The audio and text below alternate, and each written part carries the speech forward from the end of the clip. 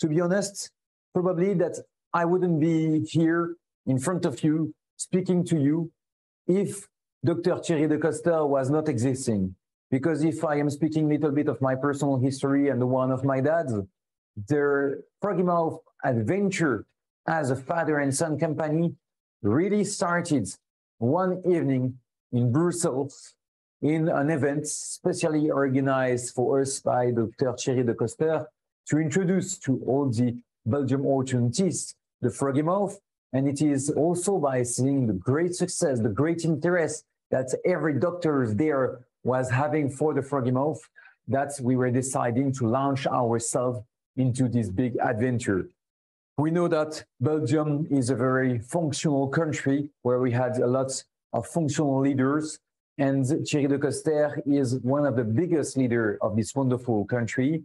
He was the president of the SOBOR, the Association of Belgium Orthodontists, and also the president of the AOIF, the International Association of French-speaking Orthodontists. He is going to speak today about the rehabilitation with Froggy-Mouth, how a simple treatment can treat a major issue. Thierry, c'est à toi. Je remercie Patrick et Guillaume Fellus ainsi que l'organisation de cette journée scientifique de me permettre de partager mon expérience concernant l'usage et l'efficacité de cet appareil d'aide à la rééducation orthophonique qu'est le Froggy-Mouth. Ma pratique professionnelle m'amène à voir les patients à partir de 7-8 ans. À cet âge-là, souvent les incisives maxillaires ne sont pas complètement sorties et il y a une béance antérieure qui rend un peu plus compliquée la rééducation pendant cette période d'éruption des incisives. Les nouvelles méthodes d'analyse d'apprentissage par les IRM fonctionnels cérébraux ont permis de voir que la rééducation quotidienne exercée par le Froggy-Mouth était plus efficace et permettait évidemment de démontrer une plus grande efficacité par rapport au système orthophonique classique. Alors, de ce fait, quand je vois les patients dès l'âge de 8 ans, souvent, on constate qu'il y a une endognathie du maxillaire et cette endognathie du maxillaire rend impossible une rééducation aussi de la fonction et de la déglutition adulte. Dès lors, je réalise d'abord très souvent une expansion, une disjonction du maxillaire. Ça me permet d'exercer un développement fonctionnel, d'augmenter donc le volume fonctionnel, de diminuer la dysharmonie dentomaxillaire et de favoriser la respiration nasale, ainsi que d'être une prévention efficace au syndrome d'apnée obstructive du sommeil chez l'enfant. Alors, en même temps, ça me permet aussi de favoriser la rééducation. Et c'est à ce moment-là, après cette expansion du maxillaire, que souvent je réalise la rééducation par Froggy-Mouth. Alors, la rééducation permet non seulement d'instaurer, je dirais, la déglutition adulte, mais aussi par les appuis linguaux à maintenir la dimension transverse et de fermer la béance antérieure, évidemment, et à stabiliser mon résultat. J'utilise le Froggy-Mouth aussi dans les cas d'appareils fixes, des traitements par appareil fixe et des traitements aussi par aligneur. Donc, par exemple, dans les classes 2 division 1, j'estime que quand il y a un grand décalage squelettique, donc un grand overjet, l'enfant a beaucoup de difficultés à se rééduquer. Et de la même manière que la correction de ce décalage est difficile par le fait que la langue se projette directement dans cette béance, la rééducation, elle aussi, est difficile parce que la béance est là et que dès lors, l'enfant place sa langue systématiquement dans ce gouffre. Donc, je pense qu'il est important de rééduquer de façon simultanée à la fois la déglutition et en même temps d'entreprendre le traitement orthodontique de correction de l'overjet. Alors ici, je vais montrer un premier cas donc, de ce dont j'ai parlé tout à l'heure. J'aime bien faire d'abord les expansions du maxillaire pour redonner un volume fonctionnel suffisant à la déglutition. Et donc ici, par exemple, voilà, on a un articulé croisé, on a une endognathie du maxillaire, on réalise donc l'expansion orthopédique, la disjonction du maxillaire, et puis on commence la rééducation. Et avant la deuxième phase de traitement, c'est-à-dire plusieurs années plus tard, on réalise évidemment le traitement par appareillage fixe, qui dans ce cas-ci n'a pas encore été réalisé. Et en même temps, on revient avec une phase de rééducation fonctionnelle par Froggy Mouse. Un deuxième cas, donc ici aussi, on a fait une expansion du maxillaire, on a un overjet important, un encombrement important aussi, et donc cette disjonction du maxillaire permet la rééducation par Froggy Mouse et par la suite, au moyen de l'appareil multi-attache, la correction du décalage et de l'alignement. Un troisième cas complètement différent, puisqu'ici il s'agit plus d'une tendance squelettique de classe 3. Donc ici, on voit évidemment une expansion du maxillaire qui a été réalisée aussi, puis ensuite l'appareil fixe multi-attache et le Froggy Mouse dans le courant du traitement qui a permis donc la réalisation de ce résultat. Alors, il est essentiel pour moi que la déglutition se fasse de façon correcte et que cette déglutition adulte se maintienne. Parce qu'elle maintient la dimension transverse, elle maintient le volume du maxillaire supérieur, et elle est aussi un facteur d'équilibre entre les forces centripèdes des lèvres et des joues et les forces centrifuges, évidemment, de la musculature linguale. Et elle favorise, évidemment, une respiration nasale correcte.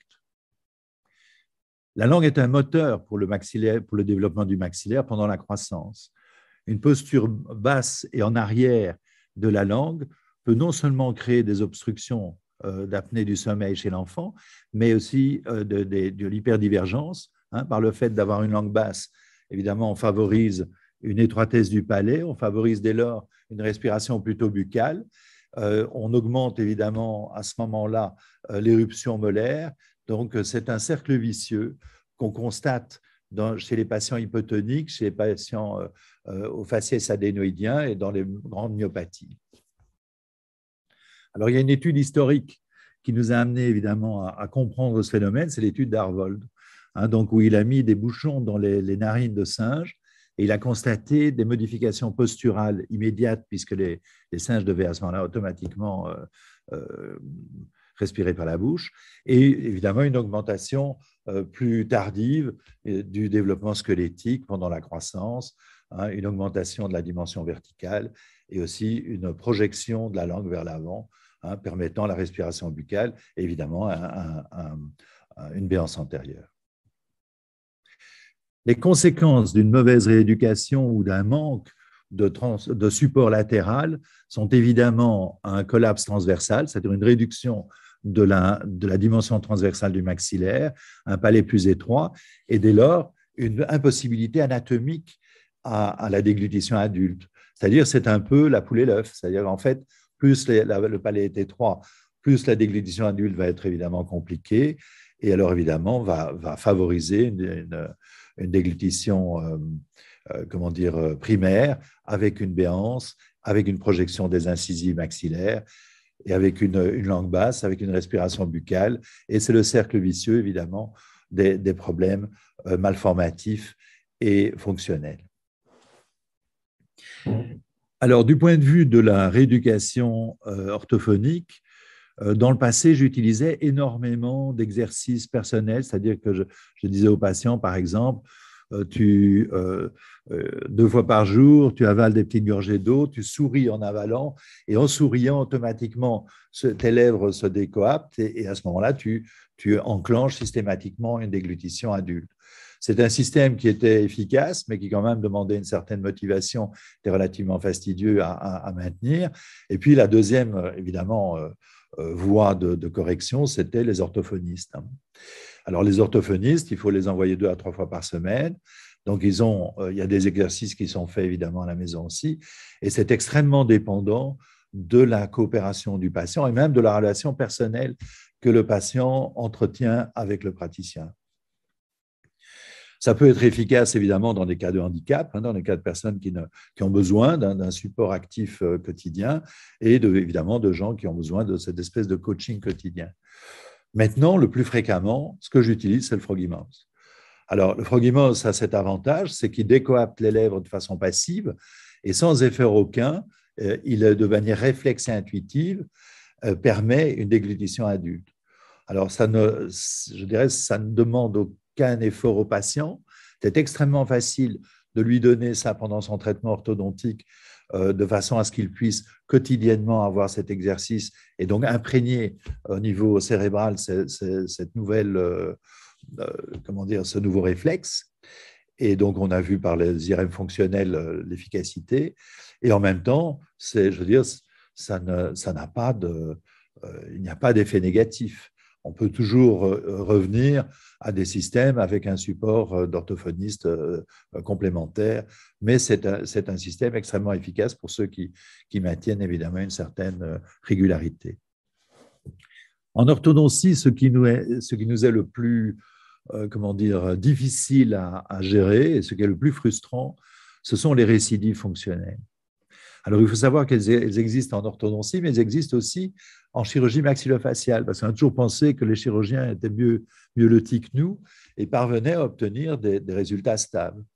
Et on a vu lors du congrès de Deauville il y a quelques semaines, le docteur Defresne qui nous a montré les récidives de béance de ces corrections chirurgicales. Alors moi, je vais vous en montrer une qui m'est personnelle.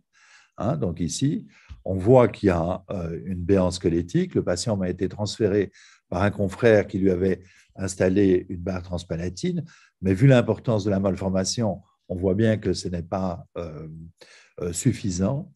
Et donc, moi, ce que j'ai préconisé, c'est l'extraction de 4 prémolaires et la chirurgie de fermeture, évidemment, de la béance chez un chirurgien maxillofacial.